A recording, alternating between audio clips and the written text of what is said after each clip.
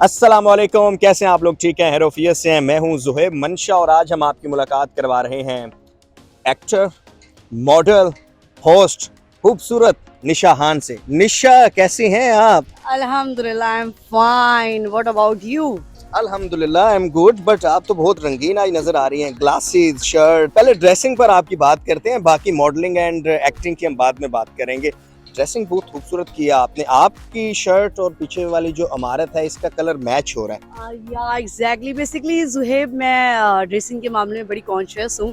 और मैं जो है हूँ ना, एक ड्रेस पहनती हूँ ना, उसको दोबारा नहीं पहनती। मेरी एक क्वालिटी है वो। उससे मेरी मदर जो है बड़ी परेशान भी रहती है कि तुम दोबारा क्यों नहीं उसको पहनती हो। हमसे बिल्कुल ऑपोजिट है। हम एक बार नहीं पहनते, हम तब तक पहनते हैं जब तक वो फट ना जाए। नो नो, जैसे मैंने आज ये वेयर कर ली तो समझो मैं बहुत जमाने बाद ये वेयर करूंगी।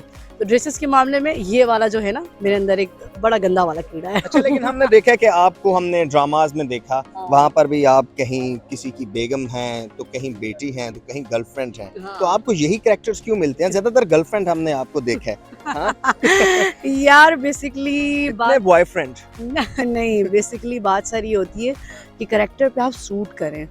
अब वो शायद मेरी इंडस्ट्री ये समझती है कि मैं गर्लफ्रेंड की करेक्टर में ज़्यादा अच्छा बैठती हूँ, बीवी की करेक्टर में ज़्यादा अच्छा बैठती हूँ, बेटी की करेक्टर में ज़्यादा अच्छा बैठती हूँ। तो वो इस वजह से मुझे बार बार ये वाले करेक्टर्स दे रहे होते हैं, बाकी और कोई रीज़न नहीं है। अच्छा, हमने आपको बहुत सारे कैरेक्टर्स में देखा है। बिलखुसूस मुझे तो याद है वो बुलबुले में, जिसमें आपने खूबसूरत को कटा दिया और आप नबील की बेगम बन गई। हाँ, रिम जिम, बुलबुले की रिम जिम। हाँ? एग्जैक्टली, उसमें मेरा बड़ा मजे का एक कैरेक्टर था। बेसिकली उसमें मैं रिमझिम थी और नबील जो है मुझसे शादी भी करता है। तो 2 एपिसोड्स में थी, but I like it so much. मेरा बहुत अच्छा प्रोजेक्ट रहा वो। और खूबसूरत को कटाता नहीं है, खूबसूरत को वो मंतर शंतर करके उसका दिमाग घुमा देता है, फिर मुझसे शादी करता है। ये कैरेक्टर है। अच्छा, कौन सा ऐसा कैरेक्टर है जिसे आप समझती हैं कि वो मेरा बेहतरीन कैरेक्टर था, या मैंने बहुत इंजॉय किया, या बहुत ज्यादा वो हिट हुआ, बहुत पसंद किया गया? यार पहले तो बुलबुले, रिमझिम, देन उसके बाद जीने की वजह तुम हो। उसमें बेसिकली मैं ज़ैन अफ़ज़ल की बहन का कैरेक्टर था। मेरे साथ मेरी एक जुड़वा बहन भी दिखाई थी। उसमें मैंने बड़ा एंजॉय किया क्योंकि वो कैरेक्टर ऐसा था कि हम दोनों बहनें, और मेरी जो माँ होती है माशाल्लाह फरहान नादिर, तो हम लोग चीटर फैमिली दिखाई थी, गरीब फैमिली दिखाई थी, लालची फैमिली दिखाई थी कि पैसों के पीछे भागने वाली। तो उसमें मैंने बड़े मज़े से, बड़े ना चुलबुली टाइप कैरेक्टर था, तो उसको बड़ा एंजॉय किया और लाइक बुलबुले। अच्छा, थोड़ा इंडस्ट्री के बारे में बात कर लेते हैं। माशाल्लाह हमारी इंडस्ट्री की तारीफें ही तारीफें हैं, और सुना है कि तब तक आपको लीड रोल नहीं मिलता, या आपको एक बड़ी समझिए कि ऑफर नहीं मिलती, जब तक आप जो हमारे बड़े साहिबान हैं, मैं नाम नहीं लेता, कि वो ऑफर्स वगैरह करते हैं। तो इस इंडस्ट्री के हवाले से एक आम तासुर पाया जाता है, तो आप इस पर रोशनी डालें। यार बेसिकली बात तो ये सच है एक हद तक, बट डिपेंडिंग ऑन यू कि आप किस तरह काम करना चाह रहे हैं, किस तरह कर रहे हैं। ऑफर्स तो मुझे भी बहुत मिली जब मैं शुरू में आई है, राइट नाउ तो ऑफर्स ही ऑफर्स थी कि उसको चॉइस करने में मैं थोड़ा कंफ्यूज हो गई कि मैं काम किस तरह करूँगी, किस तरह मैंने आगे जाना है। तो फिर लेकिन फिर मैंने स्ट्रगल की, अभी भी स्ट्रगल कर रही हूँ। Zuhaib, I am working before 3 years, और मैंने अच्छे लोगों के साथ फिर काम स्टार्ट किया। प्रोडक्शन हाउस गई, मैंने ऑडिशंस दिए काफ़ी। तो उसके बाद मुझे कैरेक्टर्स मिले, छोटे छोटे से स्टार्ट किया है, नॉट अ बिग कैरेक्टर। मेरा एक पहला सीरियल था बेसिकली एहसन तारिश का, इमरान अशरफ के साथ मेरा सीन था पॉलर का। वहाँ से मैंने स्टार्ट लिया था, फिर मुझे बड़ा अच्छा रिस्पॉन्स मिला। छोटा करते करते दैन फिर मुझे बड़ा कैरेक्टर मिला। अच्छा, चलें ऑफर को थोड़ा सा डिफाइन कर दें, क्योंकि लोग ज्यादातर समझ रहे होंगे कितने पैसों की ऑफर हो गई है, जो काम किया होगा। तो ऑफर मींस क्या है? ऑफर्स मीन लाइक बहुत सारे डायरेक्टर प्रोड्यूसर जो होते हैं वो हमें ऑफर करते हैं कि हमारे साथ टाइम स्पेंड करें, दैन गिविंग यू, मतलब वर्क आपको फिर मिलेगा। या ये तो ये मतलब ये सच है, ये झूठ नहीं है। लोगों के बाद माइंड सेट भी यही बना हुआ है। अक्सर लोग बोलते हैं कि हमारी फील्ड बहुत ज़्यादा गंदी है। तो गंदी तो हर फील्ड है बेसिकली ज़ुहैब। आप कहीं भी चले जाएं, कॉलेजेस में चले जाएं, या कहीं जॉब पे चले जाएं, तो आपको अच्छे बुरे लोग तो वहाँ मिलते ही मिलते हैं। तो वो आप पे डिपेंड करता है आप किस तरह काम करते हैं। मेरी जो फील्ड है बेसिकली यहाँ भी वही सीन है कि आपको अच्छे भी मिलेंगे, बुरे भी मिलेंगे। बस आपको खुद पता होना चाहिए कि आप, आगे वाला बंदा आपके साथ किस तरह काम करना चाह रहा है, आप किस तरह काम करेंगे। लीड रोल अब तक आपको मेरे ख्याल से उस तरह नहीं मिला जिस तरह मिलना चाहिए था। आपने परफॉर्म बहुत अच्छा किया, जैसे कि रिम जिम का किरदार था। तो लीड रोल के लिए क्या कौन सी रिक्वायरमेंट्स होती हैं कि जिस पर, या क्या क्वालिफिकेशन या क्राइटेरिया कि जिस पर पूरा उतरना होता है? बेसिकली लीड रोल के लिए मुझे क्यों नहीं अप्रोच किया जाता, या मुझे क्यों नहीं चैनल्स हायर करते हैं। बेसिकली वो कहते हैं कि पहले आप अपना काम लेकर आएँ, पिछला आपने कितना काम किया हुआ है। उसके अलावा अगर आप पिछला काम भी दिखाते हैं तो वो बोलते हैं नहीं आपने छोटा कैरेक्टर किया हुआ है, आपको और बड़ा कैरेक्टर करना चाहिए था, तब आपको काम देंगे। और कुछ लक भी होती है जो है, बहुत से आप देखते होंगे आर्टिस्ट अभी आए और ऊपर चढ़ गए, तो वो वाले सीन भी थोड़े चल रहे होते हैं। और उसके अलावा आपको मैंने जैसे बताया कि और भी सीन्स हो रहे होते हैं, लाइक ऑफर्स के मुताबिक या उस तरह काम, किसी की प्रोड्यूसर दोस्त है या किसी की डायरेक्टर दोस्त है तो उनको लीड रोल दे दिया, तो कॉम्प्रोमाइज़ भी बहुत जगह करना पड़ता है, जो कि मैं नहीं करती, तो लोग इसलिए मुझे अप्रोच नहीं करते। अच्छा निशा, तासुर है कि शोबिस में काम करने वाली लड़कियों के पॉलिटिशियंस के साथ बड़े अच्छे और बड़े अहम रवाबत होते हैं।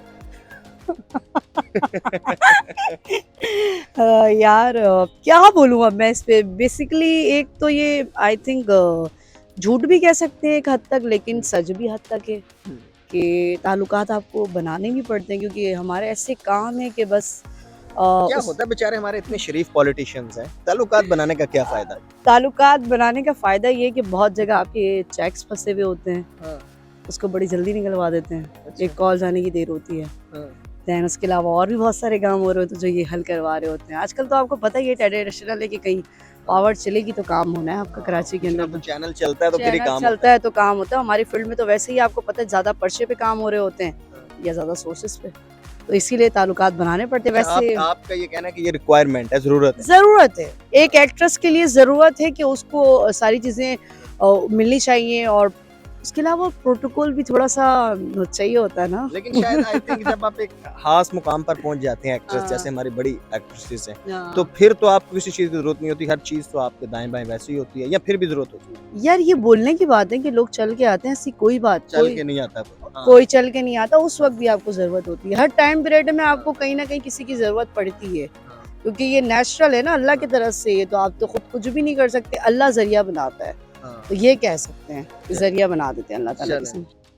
शादी कब तक कर रही हैं और किससे करेंगी? और बल्कि मेरे ज़राए ने बताया कि कोई पॉलिटिशियन है जिससे आप कर रही हैं। यार शादी तो फिलहाल सबको करनी होती है, देर से करें या जल्दी करें।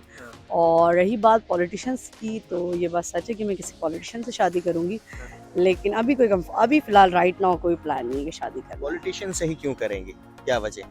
पॉलिटिशियन से इसलिए करूंगी पाकिस्तानी क्योंकि पॉलिटिशियन ज़हीन ज्यादा है, इसलिए खूबसूरत ज्यादा है, क्या है? हाँ। नहीं, बेसिकली मुझे एक मेरा माइंड सेट है कि मैं जिससे भी शादी करूँ वो बंदा पावरफुल होना चाहिए, कि उसकी पावरफुल किस लिहाज से, मतलब कितनी पावर होनी चाहिए? पावर होनी चाहिए कि उसकी एक कॉल जाए और ठक ठक ठक ठक सारे काम हो जाए। अच्छा, मैं समझा शायद किसी और पावर की बात कर रही हैं। नो नो, मैं नहीं, उस मेंटली पावर की मैं बात कर रहा हूँ। कि ऐसा होना चाहिए कि मैं कहीं भी जाऊं और लोगों को पता होना चाहिए कि निशा खान का जो हस्बैंड है वो ये है, और ये इसकी इतनी पावर है कि मुझसे लोग मतलब झिझके, बात करने में भी झिझके। That's my point.